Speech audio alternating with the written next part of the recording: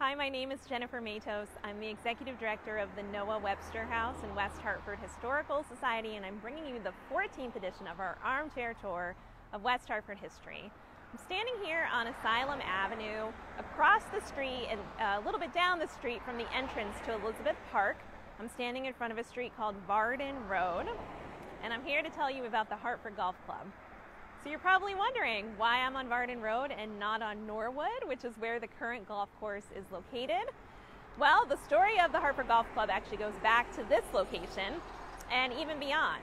So in 1896, the Hartford Golf Club formed, and they actually established a golf course on the east side of Prospect Avenue, right across the street from probably where Charles Pond's house once was located. So around the part of Elizabeth Park where there's an overlook where you can see the Hartford skyline.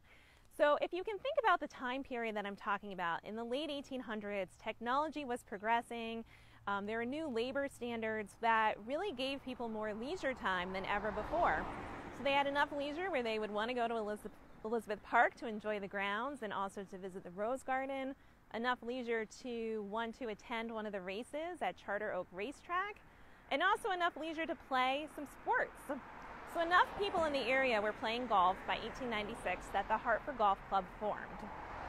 Now, in 1900, they actually purchased the land behind me to build a clubhouse and an 18-hole golf course. What's really interesting about the golf course at that time is that half of the holes were located on this side, the south side of Albany Turnpike, and the other half of the holes were located on the north side of Albany Turnpike. So you actually had to cross the street midway and continue your game across the street. The clubhouse that was there actually didn't last very long. It burned down in a spectacular fire in 1908. So a new clubhouse was built. And this was very much a shingle style with lots of gables and porches, and it was a very beautiful building. We have some images of it in the collection of the Noah Webster House in West Hartford Historical Society. Well, by 1955, the building was in pretty bad shape, and the members of the club had determined that either the building would need to be completely renovated or they could just abandon it. So the members in 1955 decided to abandon the site and move the golf course completely over to the north side of Albany Turnpike and build a new clubhouse. And that is where the location of the golf course is today, of course. And we think of it as the Hartford Golf Club neighborhood because it is actually a historic district that was added to the National Register of Historic Places in the 1980s.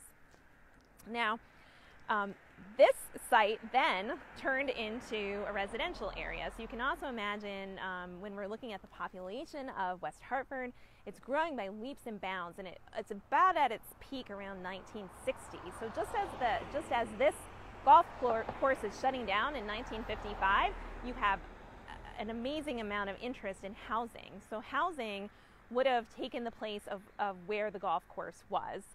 And if you look at the housing in this neighborhood, you'll notice that the houses that are closer here to Asylum Avenue are older. They're from the teens, the 20s, and the 30s.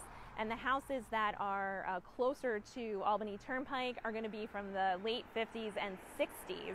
So you can kind of see how the development happened. There really wouldn't be much of a hint to anyone, I'm guessing, that there was a golf course in this neighborhood. It certainly, you can't see any remnant of it, except for the names of the streets. So the names of the streets are a real clue, kind of a reminder of a golf course that used to be here. So of course, one of the streets is called Golf Road, so that's pretty obvious. There's one called Fairway, and then the one I'm standing in front of, which is Varden Road. Now, I personally would not know who Varden was had not a friend told me, a man named James B. Lyon, who was one of the museum's founders and an avid golfer, a member of the Hartford Golf Club, a longtime West Hartford resident, and sadly who passed away this year in 2020. He told me the story of Varden, and I want to share it with you. So Harry Varden was a preeminent golfer in the early 1900s. He was born in 1870, so he's about 30 years old in 1900, and he's really considered to be golf's first international star. He was from the Channel Islands. He actually goes on a world tour in 1900 and actually ends up coming to the US and Canada. While he's traveling, he plays in about 80 different matches, and he actually ends his whole tour of the United States by winning the US Open in 1900. Well, he actually makes a stop here in Hartford. So Harry Vardon comes in September of 1900, and he plays an exhibition match against the members of the Hartford Golf Club. And at that time, the golf club was located over on the east side of Prospect Avenue.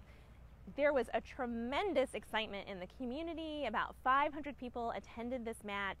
The Hartford police had to come in to help kind of keep the crowds down and managed.